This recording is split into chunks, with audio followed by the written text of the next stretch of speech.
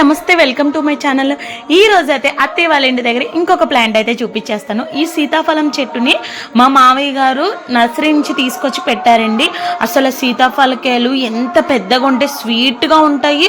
అసలు ఇది పెట్టు కూడా 40 years అయింది. ముసలిది అయిపోయినా సరే బంగారు తల్లి ఇంకా కాస్తూనే ఉంది. టేస్ట్ మాత్రం మాత్రం తగ్గలేదు.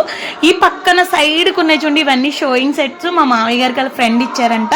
మా పాతిళ్ళు అంటే నాకు చాలా ఇష్టం. ఓపెన్ ఏరియా పాతిళ్ళు అంటే నాకు ఎందుకు ఇష్టం అంటే, ఒక సైడ్ అంతా మొక్కలు ఉంటాయి, అన్ని రకాల మొక్కలు ఉంటాయి. ఇంకో సైడ్ పిల్లలు సైకిల్ తొక్కుకోవడానికి, ఎక్కువగా ఆడుకోవడానికి, తర్వాత వచ్చి బైక్కి, కార్ పార్కింగ్కి చాలా విశాలంగా ఉంటుంది.